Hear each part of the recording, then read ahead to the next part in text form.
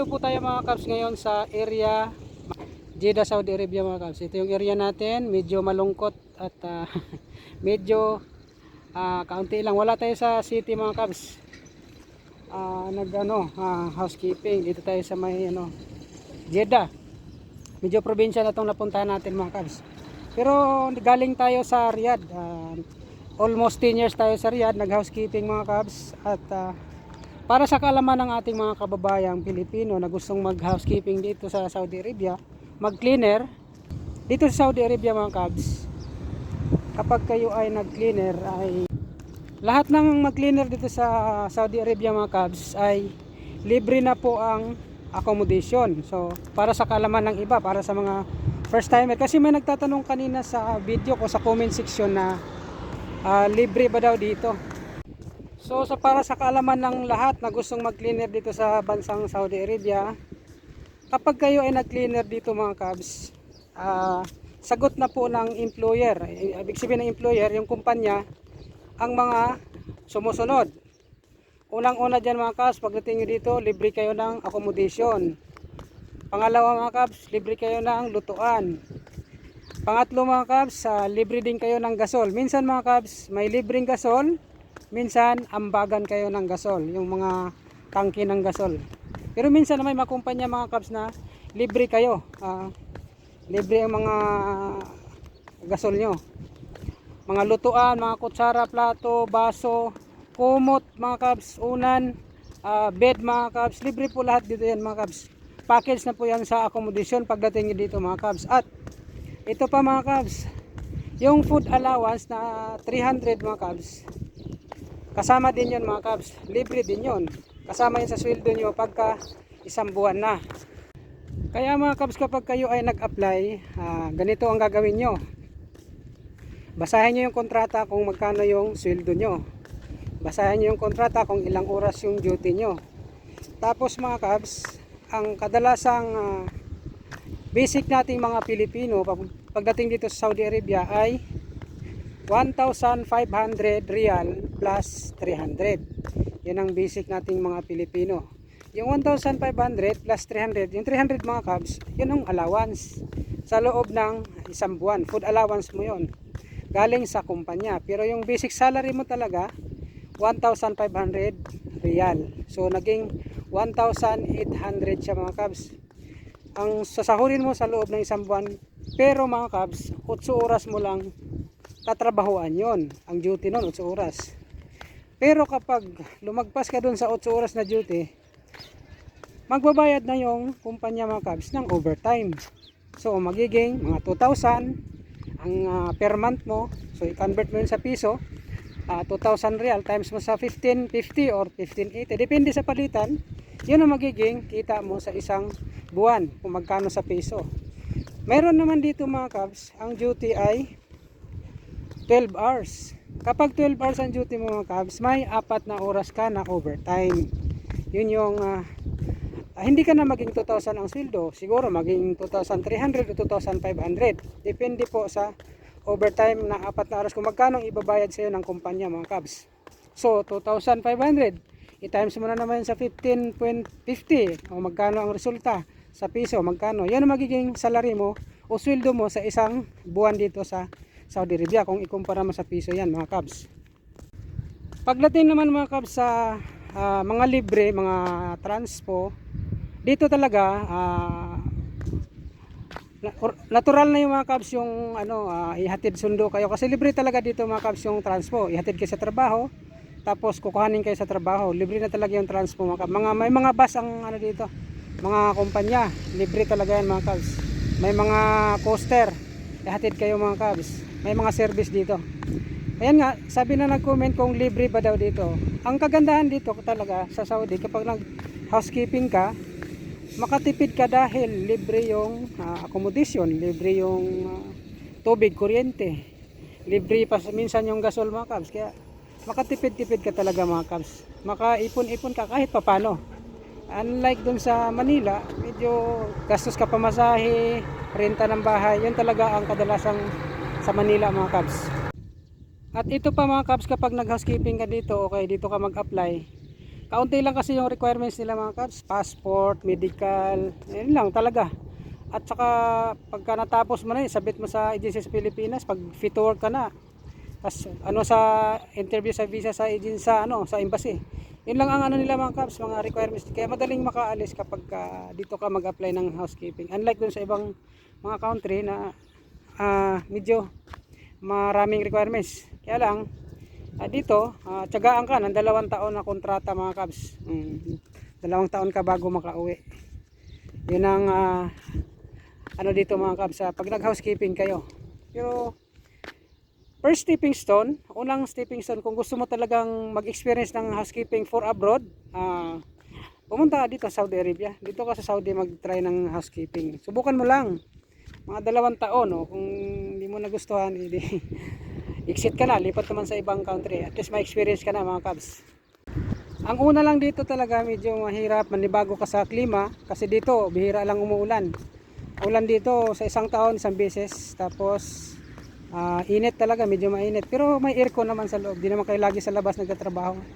Kung sa mall kayo o kayo sa hospital kayo, aircon naman yun eh. Kaya walang problema.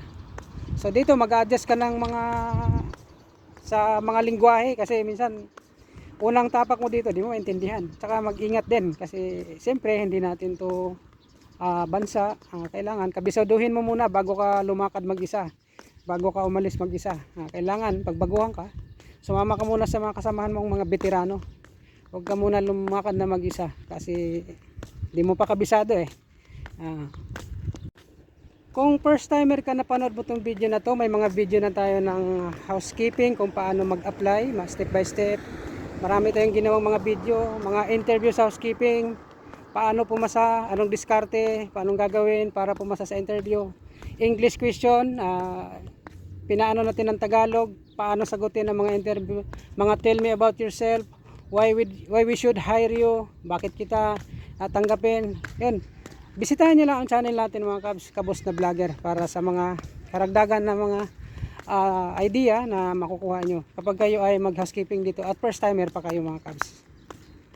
Dito sa Saudi maraming syudad, iba-ibang syudad sa Saudi kung saan ka ma-assign na mag-housekeeping. Mayroon ditong, ang pinakasentro dito yung Riyadh, pinakamalaking syudad.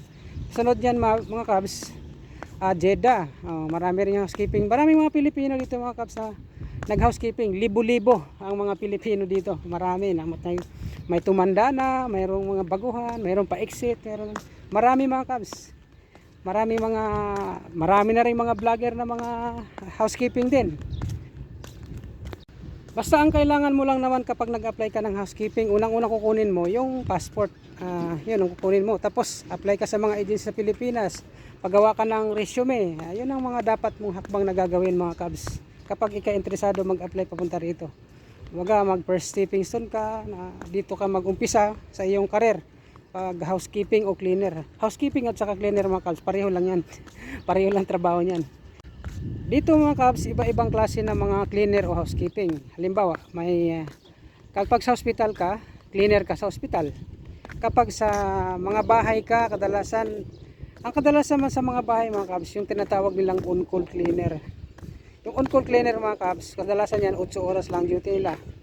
Minsan wala silang trabaho, pero continuous sweldo nun. Ang sweldo ng mga kabs nasa mga 1,800 lang. Kasi may trabaho sila o wala, may continuous pa rin yun, monthly ang sweldo nila mga kabs. Tapos, depende kung may 4 na oras sila na duty, meron silang 8 oras. May mga ganyang ang mga on-call cleaner mga kabs.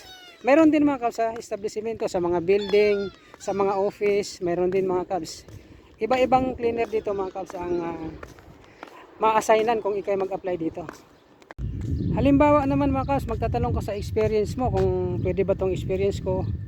Basta cleaner ka sa Pilipinas, LRT, condominium, mall, hotel, hospital mga kabs, pwede dito yan. I-apply mo yung skills mo, gamitin mo yung certificate of employment mo. Kung wala kang TISDA, certificate of employment mo mga kabs, ipasa mo sa agency, pwede na yan mga kabs. Tsaka isa pa, pag wala ka rin experience na panood mo itong video na to, mag-apply ka pa rin kung gusto mo mag-cleaner. Kasi hindi lang naman may experience na tinatanggap dito sa Saudi mga kabs. Sabi ko nga sa inyo, tumatanggap sila dito mga kabs kahit wala kang experience sa cleaner, lalo na kapag kailangan nila ng tao. Minsan nakapost yung mga ano nila mga kabs sa with experience, without experience, tumatanggap sila mga kabs. Basta magpasa ka ng resume at saka may passport ka, kailangan talaga yun mga kabs.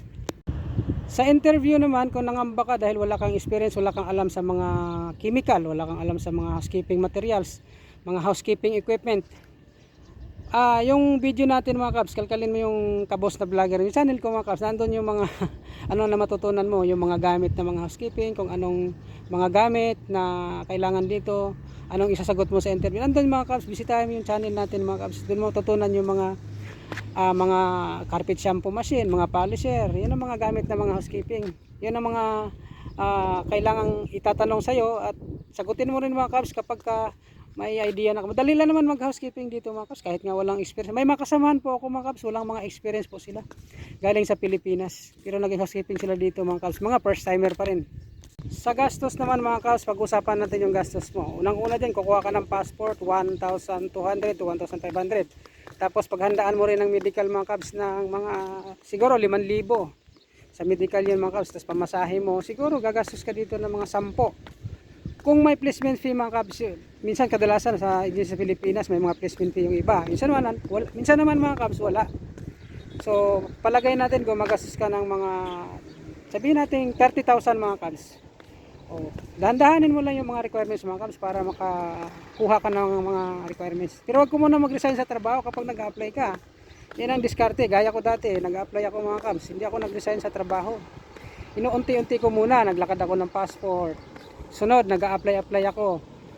Minsan absent ako. Minsan pag di-off ko, sumusugod ako sa mga agency para magpasa ng mga requirements. Ganun lang ang gagawin mo mga kabs para wag ka muna mag-resign sa trabaho mo, baka mahirapan ka. Ang proseso lang naman nila dito ay unang-una dyan, mag-apply ka sa agency, may interview, pumasa ka. Pagkatapos ka pumasa ng mga kabs, pirma ka ng kontrata. Pag pirma mo ng kontrata mga kabs, i-refer ka sa mga agency sa Pilipinas na magpa-medical ka. Doon sa medical, magbabayad ka doon. Pagkatapos nun, pumasa ka sa medical, ibalik mo sa agency. Tapos pagkatapos nun, papadalang ka na ng visa. Pag dumating yung visa mo mga kabs, magpidos ka naman. Pagkatapos ng pidos, nandyan na yung ticket mo mga kabs, wala na. Ready to flight ka na mga kabs. Mga ganyan.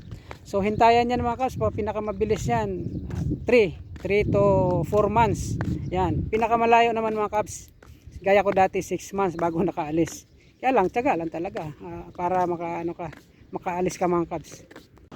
Dito mga kabs, kapag dito na kayo sa Saudi, kayo mismo magluto ng yung pagkain, baon, papunta sa trabaho kasi wala namang tagaluto dito walang tagaluto dito mga kabs, kayo talaga magluluto. Halimbawa, mamalingki kayo sa loob ng isang buwanan na yon. Mailagay nyo sa ref, may mga ref dito mga kabs, may mga freezer kayo, kanya-kanyang tago lang kayo sa inyong mga pagkain at lagyan nyo ng pangalan. Yun ang mga ano dito mga kabs, idea. Tapos magluluto kayo ng umaga. Sa gasol naman, minsan may 4 na 3 burner, minsan 2 burner mga kabs, kayo magsama-sama. So bigayan lang talaga kapag magluto. Sa kusina naman, isang kusina tapos may bathroom. Depende, minsan mga kabs siksikan talaga, minsan naman maluwag. Kaya lang, siyempre, nandun yung pag-a-adjust tsaka magtsatsaga ka mga kabs.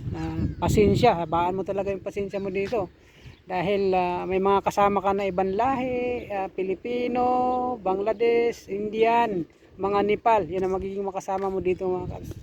So minsan may mga hindi magkaintindihan, kaya lang nga sabi ko sa inyo, pag nandito na kayo, habaan yung pasensya nyo para hindi kayo mapaaway.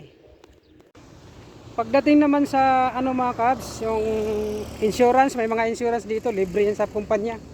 May bibigyan kayo ng card, may budget kayo para sa insurance. Magkasakit kayo sa ngipin, sa lagnat, pupunta kayo sa mga clinic na accredited ng inyong insurance at doon kayo magpa-check up. Libre lang yun mga kabs. May budget yun, may laman yung mga insurance card nyo at saka present nyo lang yung ikama nyo. Yun na, libre na yun mga kabs, wala ka nang gagastusan. Magagastos ka lang siguro mga kabs pag mga ganyan, mga laboratory. Kasi kadalasan dito ako pag nagpa-medical ako, may problema ako sa katawan, gumagastos ako sa laboratory, nagbabayad ako. Pero yung iba mga kabs, libre na yan mga kabs. Ang ano lang dito mga kabs, huwag mong asahan yung SS kasi wala tayong SS dito. Ikaw mismo maghulog ng SS mo mga kabs, hindi yung kumpanya. Maghulog ka ng sarili mo. Yan ang ano dito. Walang SS dito. Sa Pilipinas lang yan mga kabs. Okay mga kabs, kung gusto mong malaman pang iba pa mga idea mga kabs, mag-subscribe lang sa channel natin, Kabos na Vlogger. At medyo magagabi na dito mga kabs, bibili pa tayo ng ulam at mamalingki pa tayo. Maraming salamat sa panonood mga kabs at sunod na mga video magkita-kita tayo.